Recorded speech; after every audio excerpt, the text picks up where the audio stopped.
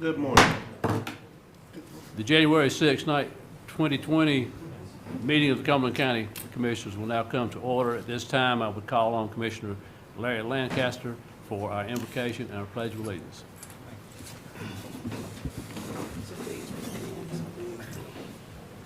Pray with me, please. Our Father, in the midst of life's uncertainties and in the days ahead, we thank you for making all things new. We ask for your Spirit to lead us each new step of this new year, understanding that, yes, we value today and we value yesterday, but we live in today. We ask that you would guide our decisions. We ask that you would provide us with wisdom, strength, and to be present within each of us. As we approach this new year, Father, provide us with vision, removing obstacles and any pitfalls, keeping our footsteps firm and solid and on solid ground, helping us to be consistent and to be ever faithful. Provide us with endurance to stay the course, focused and not easily distracted by other things, realizing that often, Father, our best may not meet tomorrow's challenges. May this first meeting of this new year be filled with your blessings as we gather together.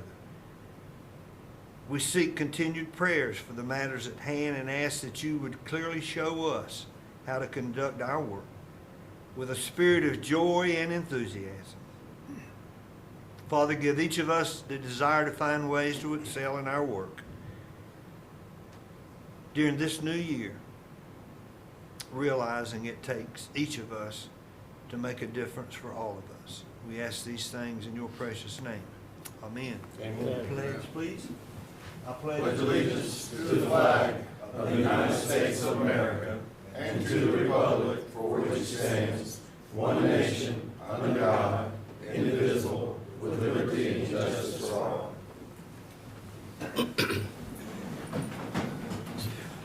Thank you, Commissioner Lancaster. At this time, are there any elected officials present? Any members of any of our appointed boards and committees? Seeing none, I'd like to welcome everybody this morning. Commissioners Evans and Council had other engagements this morning and were excused. Our first item of business this morning will be presentations. I'd like to call on Commissioner Adams for a special presentation.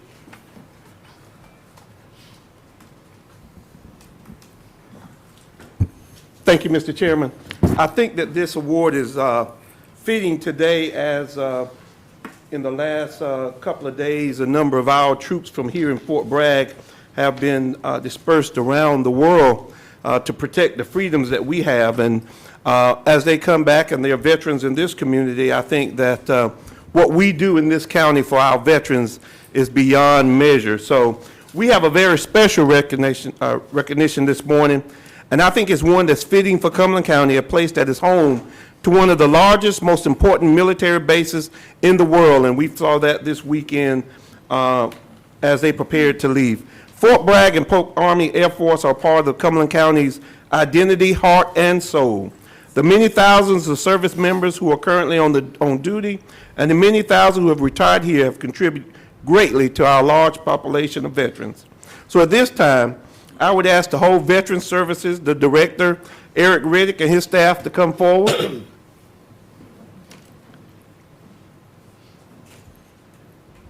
Thank you. The North Carolina Department of Military and Veterans Affairs has notified the Cumberland County Veteran Services Office that Cumberland County achieved the highest ranking in the state for the geographic distribution of Veteran Affairs expenditures for fiscal year 2018. Congratulations. I think that's a round of applause.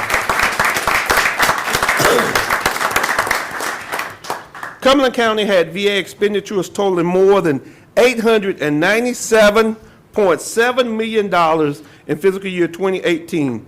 This total exceeds 2017 expenditures by $32.3 million. What an increase over 1 year. I tell you, that's it. That's extraordinary. And it's more than twice the expenditure of Onslow County, another county heavily populated by veterans. The VA expenditures include compensation and pension, construction and education, and vocational rehabilitation employment. Folks, these are real dollars that are very important for the quality of life of our veterans and their dependents, and for Cumberland County's economy.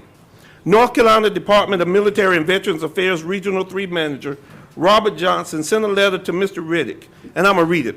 The letter reads, "The news of Cumberland County's Veterans Services achieving this prestigious position does not come as any surprise. Having known your office and the amount of hard work you and your staff provide to the veterans of Cumberland County, every day deserves recognition. As always, your office has strived to be the best, and this year is proving once again." And that's from Robert Johnson, who is with the North Carolina Military and Veterans Affairs Regional 3 Manager. So Mr. Eric Riddick, who is the director.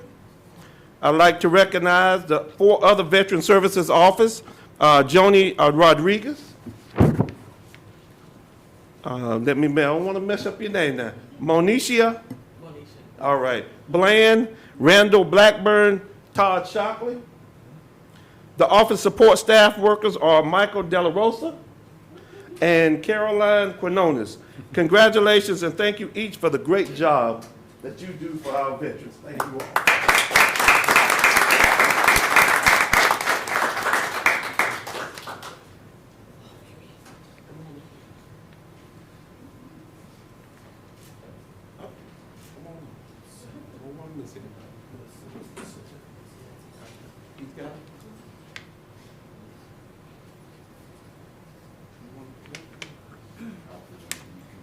All right. And this is from the Sergeant Majors Association. These are the certificates, and I'll read them. I think they all say the same, maybe? Yes. This is to certify that the President of the Sergeant Majors Association has awarded the certificates of excellence to Eric Riddick and each one of the members for outstanding service while serving as the supervisor of the Cumberland County Veterans Service Office. Your professionalism and devotion to duty contribute significantly to the office's high level of service to the veteran population within Cumberland County and surrounding areas, and that requests assistance with veteran issues. Your exemplary performance of service reflects a great credit upon you and in keeping with the prudent traditions of the Cumberland County Veterans Service Office being selected Best Service Office in North Carolina for 2019, signed by the President of the Sergeant Majors Association, Barney Razor, the Adjunct Sergeant Major Association, Michael Anderson, and the Chaplain, John Cone. I'd let you have a few words as you present these to this Veterans Office. Thank you. I tell you, it's truly a great honor to stand before representatives and also individuals within Cumberland County to recognize these individuals that he's just read about. I thank all of the individuals here for supporting them. Can you imagine 7 people elected or selected? 7 people selected for the best in North Carolina out of 100 counties. Let's give them a hand. That's so what we're doing today is very important to us. A lot of times we run into situations where the individuals that are working very hard don't cry or ask for any type of special duties. They just do their job. And that the individuals standing behind me today are the ones who do just that. And I appreciate each and every one of them.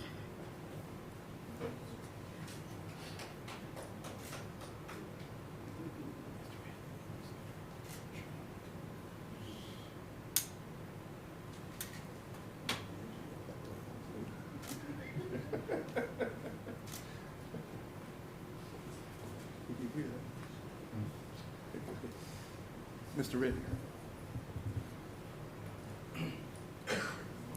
Thank you. To everyone here, I would like to thank y'all for coming to allow us to be presented with this award.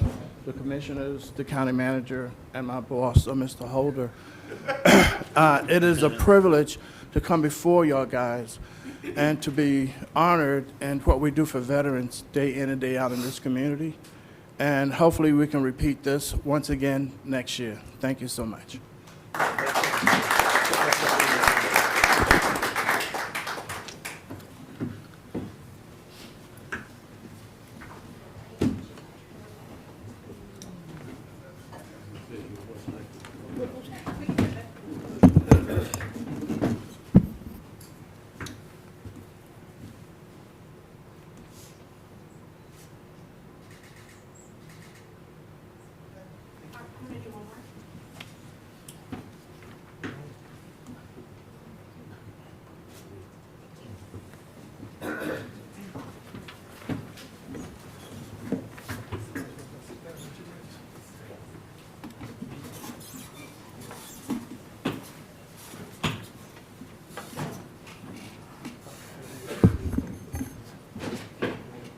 I'd like to call County Manager Amy Cannon to the podium, please.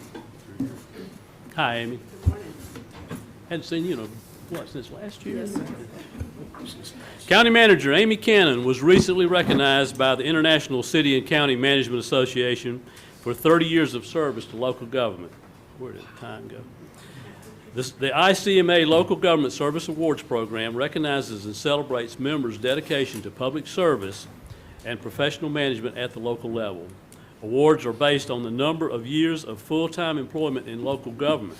Ms. Cannon is an ICMA credentialed manager. She has been the county manager here since June of 2014. Again, where does the time go?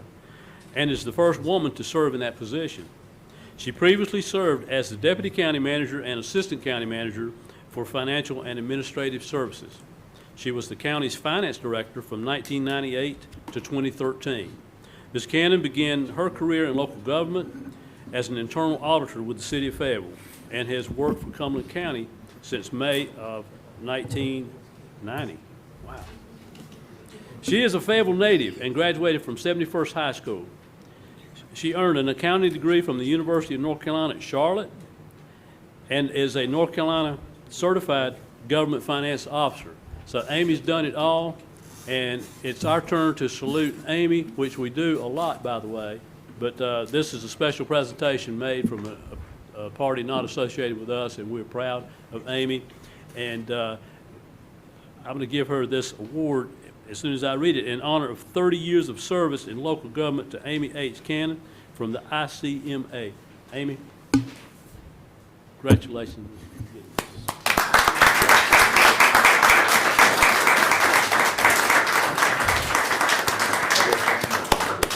Paul. They let Paul check out a camera today. Thank you for coming. I'm telling you. Yes, please say that. You want to say it from that side? I think so.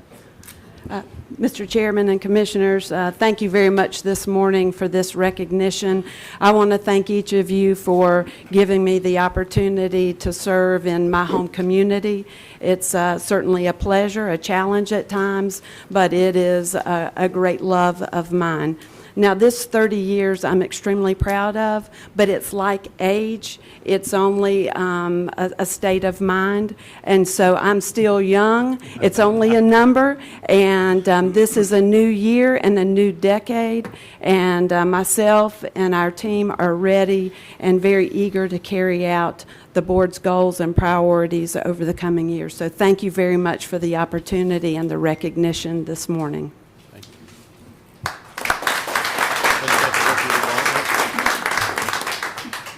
This time, we'll call on Commissioner Key for another recognition. Amy, weren't you our youngest employee at age 10 when you first started? Yes, sir, I started young. That's what I thought. I remember that now. She's still among the youngest.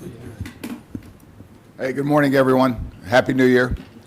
As part of these recognitions, some of the things that we do as elected officials is we're here to make this community a better place. And one of our charges has always been public safety. So going along in those lines, I'd like to ask Gene to come up with some of your members of your staff. We have a special recognition to bring up there.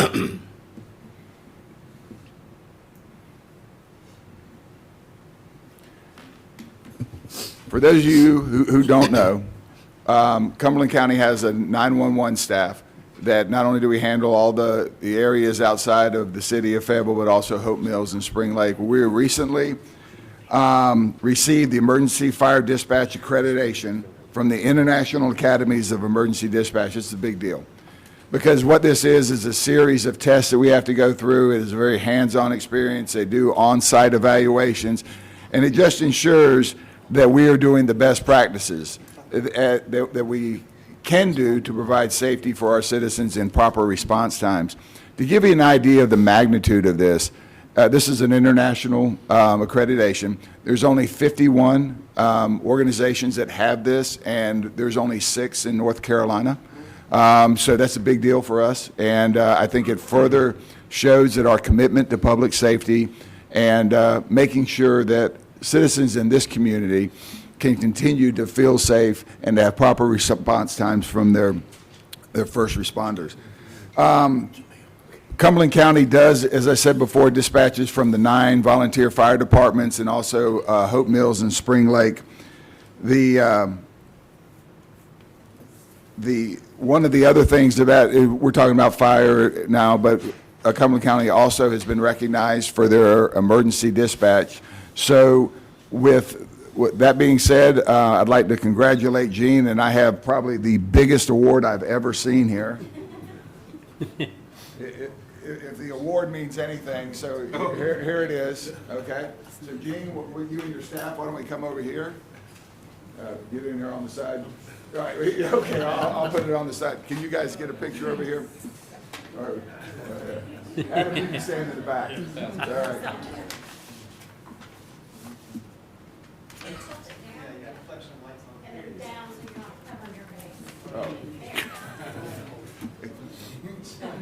I don't know how it wouldn't cover somebody's face. Thank you. So Gene, I'm going to put this back over here so you don't have to carry it around with you. But Gene, if you will, please take the microphone and have some comments. First, I want to thank our team, our emergency services team. It's their hard work that really accomplishes these things with the emergency medical accreditation as well as the emergency fire dispatch accreditation. And, you know, we all share the same values and visions and goals moving forward to continue to improve emergency services and improve the great service that we're providing, as well as I have to thank the commissioners and management for providing us the resources to be able to provide such a service to the citizens of Cumberland County, and thank you all.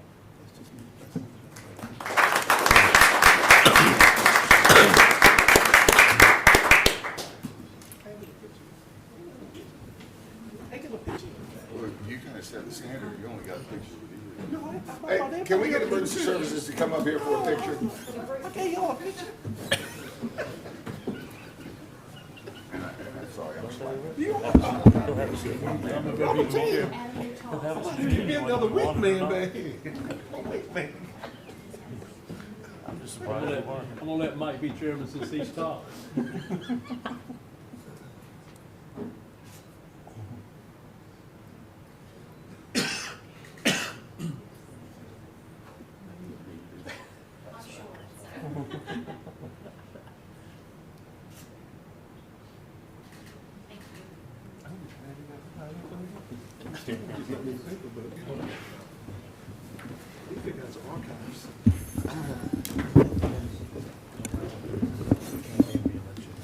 Just to make sure the photos are. Yeah, come on. Okay, at this time, move to our items of business, which number 1 is approval of the agenda. Ms. Cannon. Yes, sir. This morning, we have no changes. No changes. Move we Anybody? approve the agenda. Okay. Been moved? Second. Been moved and seconded. Any discussion? All in favor? Unanimous. Okay, item 2, Ms. Cannon. Yes, sir. Item 2A is a presentation from the North Carolina Department of Transportation. We have with us our district engineer, Mr. Richie Hines, who will give us an update on ongoing projects here in Cumberland County. Welcome, Mr. Hines.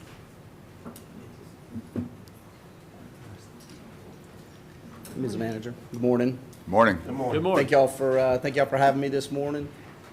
See that I'm following some tough acts. I can assure you I'm not here to get any awards from DOT or from the county, but I do appreciate the opportunity to come before you this morning.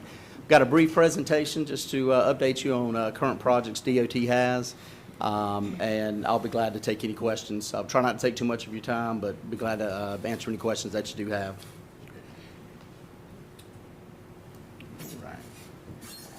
What I'd like to touch on is our strategic transportation initiatives, give you an update on the Fayetteville Outer Loop, our I-95 Widening Project, and then we'll also touch on some other projects that we do have in Cumberland County, and then again, we'll have some time for questions or discussions along the way. The Strategic Transportation Investments Act was passed in 2013 by the General Assembly. It allows the department to use our funding more efficiently, and of course gives us an opportunity to enhance our infrastructure and support economic growth and job creation with the projects that we develop. The real emphasis with the STI is to have a regional and statewide perspective to the projects that are planned, and we accomplish that through a data-driven process with a work group that has primarily professional engineers and transportation planners in it. But the key is it's to be data-driven. We accomplish that through the use of the strategic mobility formula. Projects that are nominated, so to speak, they're scored using approved criteria. Safety, congestion, or maybe a better way to put it is the amount of congestion that it may relieve, and the benefit to cost analysis is taken into account. The allocated funding, 40% are for what we call statewide projects, 30% would be for division projects, and 30% are regional projects. This is just a more in-depth slide of how the STI works. I won't touch on it too much except to say that at a statewide level, 100% data is what is used to determine which projects will be at a statewide level. If a project does not score highly enough to be selected statewide, it could be a regional project, which has 70% data, 30% local input from our municipal planning organizations and our rural planning organizations. If a project's not selected at a regional level, then it can come down to the division level, and that breakdown then is 50% data, 50% more input. So the more local projects, division projects are ones that the community would have more input in as far as being able to take a project from an idea to a viable project. We have a 10-year construction schedule of projects, what we call our STIP, or State Transportation Improvement Plan. It's updated every 2 years, and it's, again, accomplished through collaboration with our RPOs and our MPOs and our community. The current round is what we call it. Current round of prioritization is 6.0. That's being developed now. That link will take you to more information about the STIP if you're curious. It's pretty user-friendly, very interactive map where you can I've got a clip of the screenshot. The colors represent different types of projects. You can click on to a corridor along that roadway, and it'll give you an idea of what is being studied, what kind of project might be developed. Currently, the projects that or major projects that we have in Cumberland County in the STIP, Camden Road from the Outer Loop to NC 59 is a planned 2022 let. Rockfish Road from Gulfview to Main Street and Gulfview from Rockfish to Main Street are both 2022 lets as well. Gillis Hill Road from Galatia Church Road to Raeford Road is planned for a 2021 let. 59 in Hope Mills from Shipman Road to Parkton Road, I'm sorry. That's also a 2022 let. And then we have a smaller project on NC 59 in Hope Mills from George Owen Drive to Camden Road that is scheduled to be let this year in 2020. Now, I would like to, and I've put it in red, all these schedules are subject to change, but as of right now, that's where we have those projects being developed and planned. The outer loop planning began actually in the late 1980s. See some nodding heads, so I'm sure you're aware of that. It's taken a while to get it from planning stage to construction stage and completion. The first piece from I-95 to Ramsey Street was completed in 2005. In 2016, we completed Ramsey to the All-American, and just within the last 30 to 60 days, we completed the piece from the All-American to Cliffdale. We were able to fund the remaining portions of the outer loop down to 95 south of Fayetteville in 2015 using the STI that I just described. We still anticipate completion of the total loop by 2025. Just some information, 39 total miles, total miles of the loop, 254 total lane miles, which is something DOT uses to gauge progress, 85 bridges and 4 flyovers in that section. Currently, we have the piece from Cliffdale Road to Raeford Road under construction. Expect that will be open in November of this year. Barnhill Construction Company has that project, and from what I understand, they're actually a little ahead of schedule. So we feel good about the November date. We anticipate letting the piece from Raeford Road to Camden Road later this year as well. And we currently have Balfour Beatty working on the piece from Camden Road to I-95. That's early in construction right now. Right now, the expected completion date is in the summer of 2022. And again, we do hope that by 2025, all sections will be completed. I-95, as you know, is a primary north-south travel route along the eastern coast. I don't think I need to dwell too much on the details of the importance of I-95 to the economy, to the traveling public. So we do have a project where we're rebuilding interchanges, addressing bridges, bringing it up to a more current design standard. That has already started. Right now, ST Wooten has started construction. It's a 15-mile piece that we're going to widen from the existing 4-lane section that we have to an 8-lane section from exit 56 to Long Branch Road, which is actually in Harnett County, but that's how that project was divided out. So 56 to 71, and we expect later this summer to let a piece from Long Branch Road towards I-40 in Johnston County. Later this summer, we expect that to go to be let, and there's a possibility that some sections south of Fayetteville will be let later this summer as well. Raeford Road is another project that often we get a lot of phone calls about. Because of the amount of traffic that's on that road, last count was about 45,000 cars a day. Unfortunately, it's high speeds, high crash rate, high pedestrian incidents. So this was a project that's very much needed.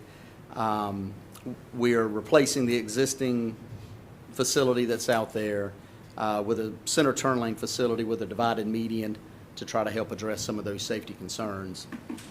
We've divided it into 3 projects. Section A is from Old Raeford Road to Bunts Road. Hope to let that in 2021, along with Section B, which would be from Bunts to Glensford Drive. In 2023, a couple of years following, we expect to let Glensford Drive to Robertson Street. Currently, just a few projects to hit on. As I mentioned, we have opened up the outer loop from All-American to Cliffdale. Many of you maybe used that already. There's some pictures here of the outer loop from Cliffdale Road to Raeford Road. and a few more pictures there showing the structures being going up, the interchange there that'll be there at Raeford Road. Chickenfoot Road and Sand Hills Road has been under construction. We're hoping to have that completed this spring. The intersection of Rowan Street and Bragg Boulevard, the Rowan Street Bridge project, that one also is one that we anticipate having complete this spring as well. 59 at 95 Business, 301. A little later this summer, we expect that project will be finished. And a lot of projects that you see around the county, a lot of the smaller projects are what we would just kind of classify as safety projects. We have the ability to address safety needs in a much more quick manner than we would going through the STI process. As projects get proposed to us, we have a committee that meets monthly, investigates the issues by pulling crash reports, doing appropriate analyses, and preparing construction estimates, and then we determine if it's a viable project based on the funding and the benefit we can expect to get from it. Sometimes these projects can result from just a phone call. We'll get a phone call from a citizen who will bring something to our mind. Often we're aware of it, but I've developed projects before that were out in a part of my district that not very heavily traveled, not a whole lot of traffic, not a lot of folks around, and then when I started looking into it, I realized, hey, we really have an issue here we need to address. So a lot of these projects can be developed much more quickly and can address some safety needs around the division in a more efficient manner. As you would expect, we're trying to see what projects we can develop that will take care of crashes, severity of crashes, especially if we can reduce that, delays, congestions, what kind of effect it may have on pedestrians and schools. Those are all criteria that we look at to develop these projects. Most of the time, those are curve widening jobs. We'll super elevate curves, flatten curves out to make them more easily traveled. A good example of that is Tom Starling Road, which we completed 2 or 3 years ago. That's a good representative example of the kind of project that we can address through our safety program. This site is actually in Harnett County. You may have been on 401 through just past the county line into Harnett, where we have recently installed all-way stops or stop sign on each intersection or each leg of the intersection, including on 401. This is often an interim measure before a roundabout, and in this case, that's what we're planning as well, is a roundabout there on Josie Williams Road and 401. We recently completed a roundabout at Baywood Road and Murphy Road. Roundabouts are certainly popular, and in certain locations, they're ideal for addressing congestion needs and safety needs that we have. 301 95 Business also recently finished that improvement project of that corridor, where we closed up some of the existing openings and crossovers to create more safe and efficient flow of traffic through that corridor. Strickland Bridge Road is an opportunity where we added left turn lanes and improved the intersection with Dundle Road. The Highway Maintenance Improvement Program is a way that the DOT is more transparent, more accountable with the taxpayer dollars that we're given. This money is what we use for our resurfacing, for our chip seal program. Our division has always been pretty aggressive about planning ahead for those projects. We tried to, rather than get our allocation and then try to determine where to put the funds, we always tried to keep a 3 to 4 year plan in front of us so that we could do some preparation work on a road prior to resurfacing it. Replace the pipes, clip the shoulders. Our whole maintenance operations were driven by that desire. General Assembly several years ago put that into law. So now that's something that we have to do. So for our division, it's not a big change because we were doing it anyway. This is just a more formal process. There's five-year plan. The first year is expected to be pretty firm. What I put in that first year, I need to be able to stick to unless I have a very good reason to deviate from it. The second through fifth years are a little more flexible. I think General Assembly recognizes that with weather events, with deterioration of more heavily traveled roads, new businesses come along that all of a sudden create some maintenance issues in a road that didn't exist prior to the business being there. So we're more flexible in years 2 through 5, but we update it yearly. There is a website that a public can go to. It'll list the roads that we plan to treat in those 5 years. And again, I'll just stress, apart from the first year, the years 2 through 5 are flexible. But it gives the opportunity for the public to go and see what we have planned. That's just an example of the website, the link you can go to, and how you can drill down to a particular county, see the road, the type of treatment that's proposed on it, and what year. Some of the more major roads that are planned right now in the 5-year plan: Russell Street from Gillespie to 95 Business, Gillespie from Martin Luther King Freeway to Russell, NC 53 from Grove Street to 210, Cumberland Road from Southern Avenue to 162, Black and Decker or Natal Street from Cumberland Road to 95 Business, and then Airport Road from 95 Business to the airport. And the past couple of years, and again this coming year, we've made a real emphasis to treat a lot of the subdivision roads in Cumberland County. So a lot of the allocation has gone to treating subdivision roads. Any questions? Any questions at this time? Call on Commissioner Keefe. Thank you. Richie, first of all, thank you. I had requested that you come up and with the update with so much happening with 295.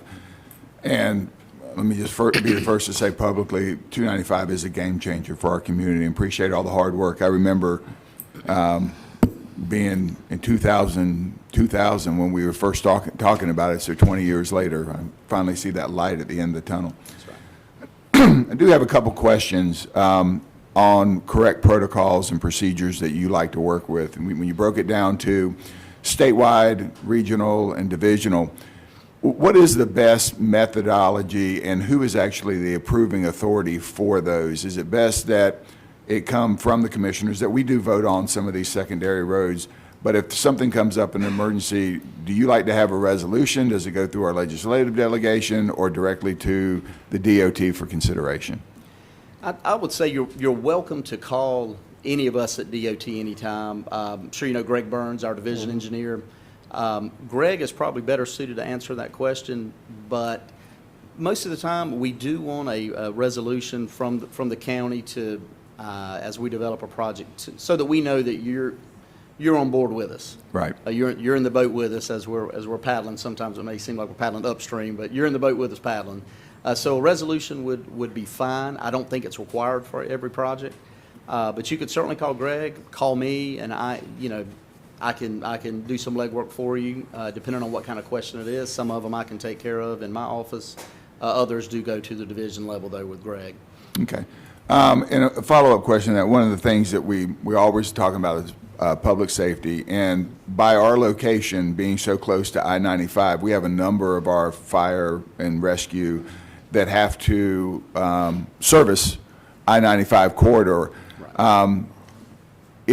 Sometimes it can be very time restraining if the station happens to be on one side of the street and the event happens on the other side of the interstate, where they're having to go maybe 5, 6, 7 miles out of the way. We have worked in the past with some cut-throughs for emergency services. What would be the procedure for that if we identified an area that we'd like to present? Come through my office, and I will get that to the safety committee. It actually would go to Raleigh as Okay. well. After we've taken a look at it at the division level, it would go to Raleigh to the Control Access Committee for their review and their approval. But if you come through me, then I can take it those steps. Okay, thank you, Richie. Sure. Commissioner Adams? Yeah, mine is just a couple of questions that I have. One is that, as we do the medians in this community, what's the proper way so we just don't get white asphalt medians? You go to some other communities and they've got trees in the middle, they've got some plants in the middle. I think out there on 301 in front of the Crown Coliseum, it's just nothing but white median, and it's just ugly. I mean, what is it? Do we need to be on board early, or just what is the route for us to take? There is an opportunity for a town or a county to participate in the project specifically for the landscaping. If it's a federally funded project, I'm speaking a little out of school Right. here. That's okay. But if it's a federally funded project, I believe there's a certain percentage of the cost for that project that can be specifically allocated for landscaping. So I would yes, I would encourage you to get involved early in the process. There is opportunity for the county to be involved in that. And then just two more things. Just coming off of 295, coming down 95, coming off 295. If you come down 295 near the MacArthur Road and Fort Bragg, it's lit as bright as can be. When you come off of 95 on the 295, why are there no lights there? I mean, it's just as dark. When you take that curve, if you're not really paying attention and cut on your brights, you're going to get, it's just, is there a procedure that we can at least address that? There is, and I believe that is being looked into. Okay. Lighting is a concern, especially with the newer projects, larger projects being developed, and I think that's an area that is being looked into, and I can check on that for you. All right, thank you. And then the last one is, you talked about ST Wooten getting ready to do some of the 95, coming down 95. When I looked at one of the projects, is when you come off of 95 and you're going to take the Wade exit, there's no way to get back on. Is there any way that we can have conversation about a re-entry right there near Wade? I mean, the way it's set now is that once you take that exit, you're just going to have to go down miles to be able to get back on. Right. Yeah, that was, and again, in an attempt to bring it up to current design standards, some decisions like that had to be made. I would have to defer to my design colleagues on that when I wasn't involved in the actual design for that, but. Is it too late to have a conversation, I guess? I know y'all let some of it, the ST Wooten from here back up toward the Harnett County line because y'all took the brass lantern right on out, but that's okay. They're gone now, that's okay. We can always have conversations. It may be too late to change the plans, but it's never too late to talk. And my last question is, because I get a lot of questions, off of when you're coming down and you get on Country Club to Pamela, all the way up to Skyboat, the speed limit is 50 miles an hour. And anytime there's a crash there, it's a fatality. Somebody's going to die once we had that. We've had 3 just over the holiday weekend. What's the procedure possibly to drop the speed limit on that particular road? It's just. I could make that request to our Division Traffic Services Office, and they'll do what's called a speed study. If they would. Which is pretty self-explanatory. They'll study the speed at which the drivers travel, and they'll determine the speed that most drivers use and what they're comfortable with, and they compare that to the posted speed limit and make a determination based on that. Tell them just to call anybody. Everybody tell you they're doing 70 in there. I'm sure they're aware of it, and every fatality is investigated by the department, and so if speed was a factor, that's something that will be taken into account. But I'll be glad to pass that to them. Thank you, Mr. Hines. Sure. I don't have anything else. Thank you. Okay, Commissioner Booth? Yeah, just 3 real quickly. We're in District or Division 6, is that right? We're in Division 6, and I apologize, I should have outlined our division. It's Harnett County and Cumberland County, which is my district, District 2. It's also Bladen, Columbus, and Robinson Okay. are the other 3 counties in our Division 6. Division 6, okay. And then the second or third slide talked about Region 7. Are we in that too? Region 7, you may have The me on that second or one. third slide. Funding based on population within Region 7.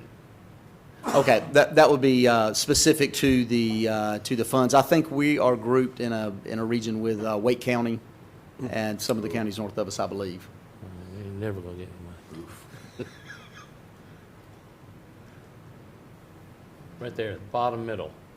Funding based on population within Region 7.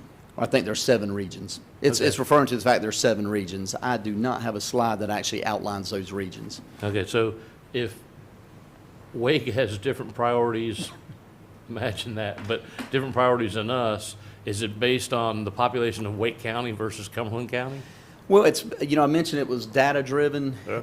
and coordinated with the RPOs and the MPOs and the other planning organizations. And so the priorities of those organizations are taken into account, and points, for lack of a better word, are assigned to each project. You have a limited number of points and, of course, a limited number of projects. And so priorities and decisions have to be made. And when the data is collected at the end, the projects that score more highly are the ones that are more apt to get selected. Okay, and then another one real quick. What's a flyover? Flyover is just a type of interchange. Okay, because that was one, Yeah. it had a distinct number of off-ramps or. Right. Everything in a flyover, okay. And the last one, the time frame set up from the Bunts Road through all the way down to Robinson Street.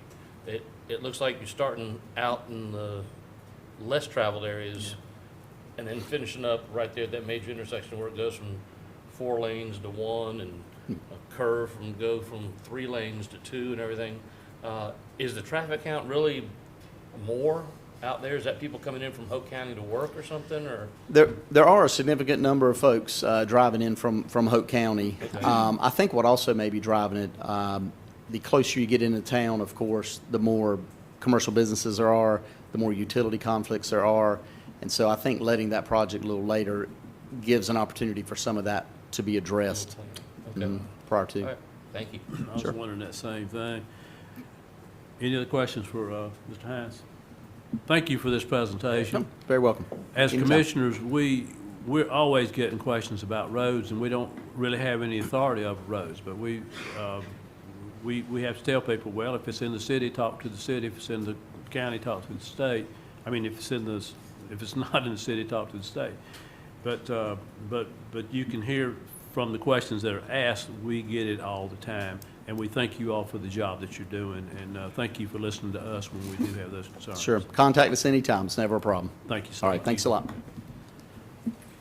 Item 3, Ms. Cannon. Yes, sir. Mr. Chair, item number 3 is the consent agenda. Okay, is there anything to be removed or changed with the consent agenda? If not, do I have a motion for approval? Second. Moved and seconded. Any discussion? All in favor? Unanimous.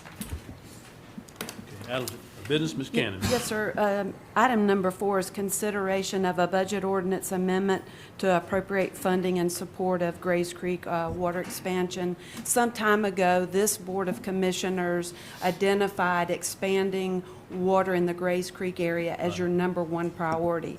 There are several steps that really had to be accomplished before we could make that next step. And this morning, I'd like to give you an update on some of those steps. About a year and a half ago, this board commissioned a preliminary engineering study. We have the results of that study that breaks that entire district, Grays Creek District, into a couple of phases, manageable phases. The second piece is that Chemours has continued testing of contamination to fully determine that area of influence. That testing will be completed here in probably the very near future. So that piece really had to be accomplished before this board could really take that next step.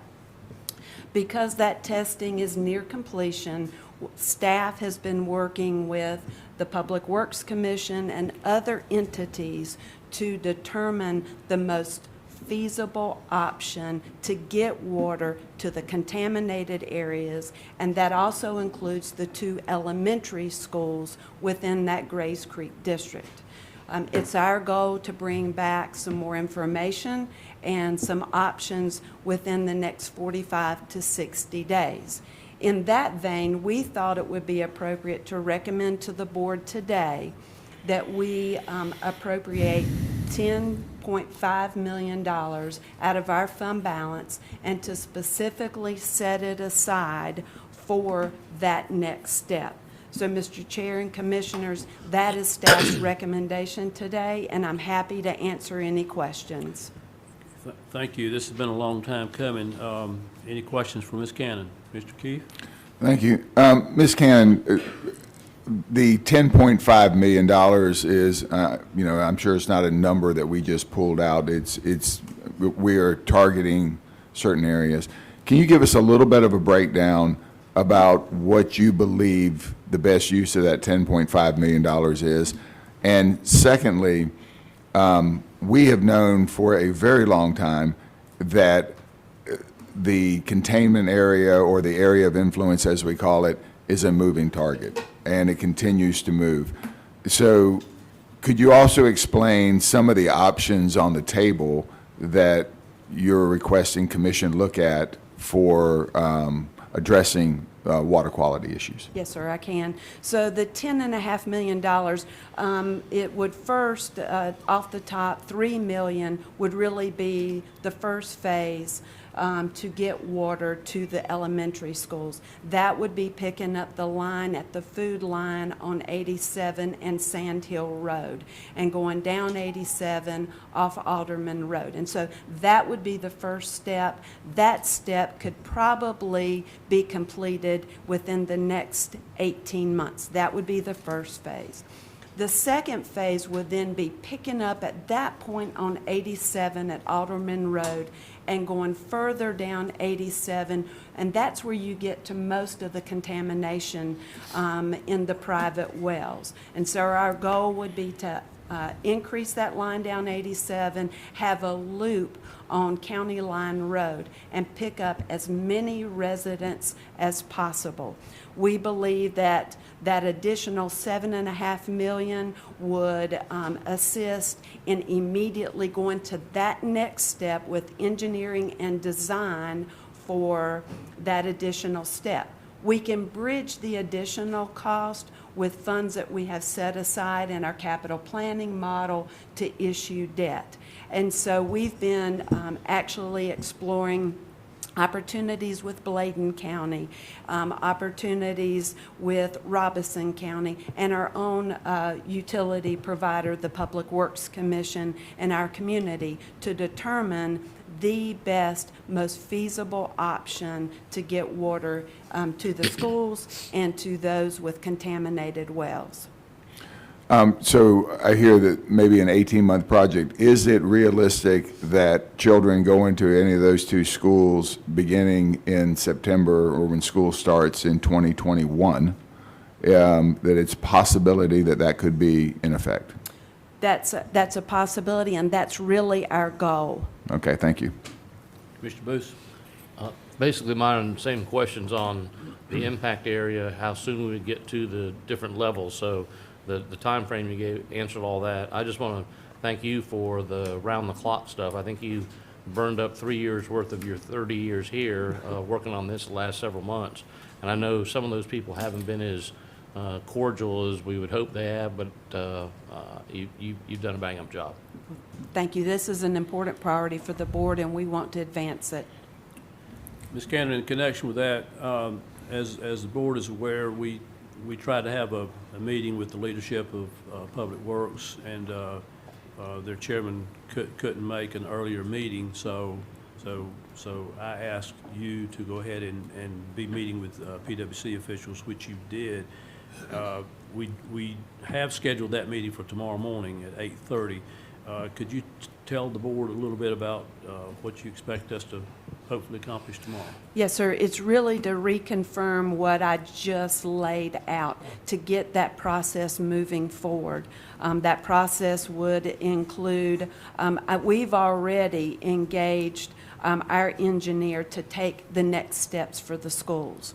Our outside engineer is doing that next step in the engineering piece. So really, we're moving that first phase forward, but we need to confirm that with the Public Works Commission and then begin that next step in defining the project beyond the schools and to that contaminated area. Thank you so much. Commissioner Adams? You know, I just have one question, because I know even before this started in terms of the contamination, this board, and it might have been prior to me, so just kind of enlighten me. My coming on here is that there was some discussion of running water to those schools where PWC would do a third, the county would do a third, and the school system would do a third, and I think that was laid out. And I think, Mr. Keith, you might have been here, and Mr. Fairclough, I think the other three of us may not have been here. So am I correct in that was, and if that was kind of a, I don't know if it was written down or anything, but that was kind of the agreement, are we going to move forth in terms of talking to those entities? I know we've got a new superintendent of education who may not be aware of some of those past conversations. Mr. Lancaster might have been on the school board and may have been aware of those. But I think that it was a third, a third, a third. Am I kind of missing something? Yes, Or was sir. that kind of? No, yes, sir, Commissioner Adams. There was discussions, I'm not sure there's anything in writing, but before the holidays, I did have a conversation with the CEO of the Public Works Commission, and I've also reached out to the superintendent. The Public Works Commission is, at this point, not in a position to add any funding to the project because they really won't pick up a significant amount of customers along the way in that first piece to the schools. I've also had some back and forth dialogue with the superintendent and ask him about the funds that the previous superintendent over facilities, Tim Kinlaw, had set aside some funding. The superintendent says at this point the schools are not in a position to contribute to the project, that they have projects planned for their capital dollars, and it would mean rearranging their priorities and some of their projects moving down the line. Okay. And I do thank you for that. But you know, and I heard what you said with PWC and the school system, and I'm just going to put it out for my point. I understand that PWC is an enterprise fund and has to make money, but sometimes it's bigger than that, and it's bigger than just not being able to service, and whether there are people out there. This is for these communities, for these children. And I will tell you that to go out there to those schools and see police tape around the water fountains, if that's not a high priority for this school system, I think that we need to reevaluate and look at some of the things that we do. Anything else, Ms. Cannon? Thank you, Ms. Cannon. Number 5 is, Mr. Chairman, would I you? can make a motion, Mr. Chairman. We need a motion. sorry, I'm ready to go. If I can, I'll make a motion for the board, budget ordinance amendment number 200500 to appropriate funding in support of the Graves Creek water exploration, because this board understands the priorities set forth. Second. Okay. Okay. It's been moved and seconded. Is there any discussion? All in favor? Unanimous. Item number 5 are the board's nominations. Okay, first nominations for Board of Health. There's one vacancy. Mr. Chairman, I recommend Dr. Sam Fleshman. Okay, are there further nominations? Okay, nominations are closed. Item 6, Mr. Vice Chairman. It's motion for appointments, Mr. Chairman, and we've got as to the openings and to the appointments, same number, Joe Gillis and Sheba McNeil and Gregory Parks to the Civic Center Commission, Wayne Collier to the Farmer Advisory Board in the farmer position, Don Broadwell to the Fayetteville Cumberland County Economic Development Corporation, and Ivor Marie Kelly and Harold Smetzer to the Fayetteville Cumberland County Parks and Recreation. I would move for their appointment to those respective boards. Second. Okay, it's been moved and seconded for the appointments. Any discussion? All in favor? Unanimous. Item number 7 is a closed session for a personnel matter pursuant to North Carolina General Statutes 143, 318, 11A6. Okay, motion to go in closed session. So moved. Second. All in favor? Unanimous. Okay, the board is now in closed session.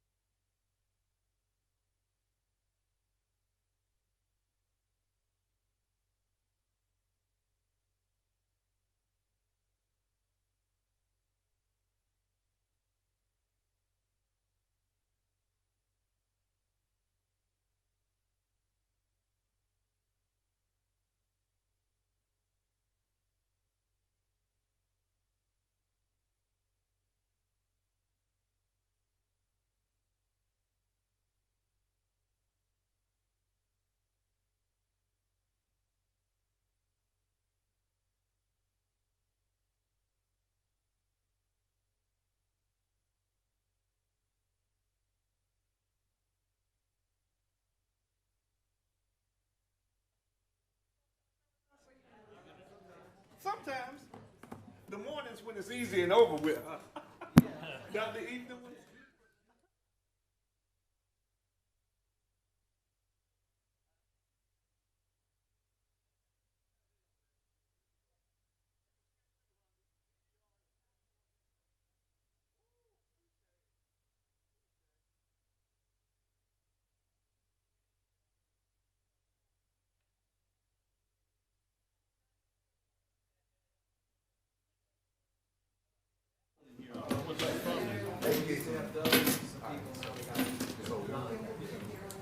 Yes, yes, immediately walk straight from there and tell them. Do I hear a motion to adjourn?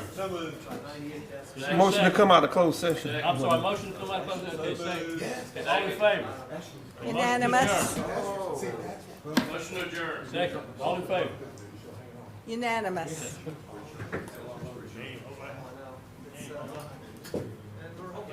Good job.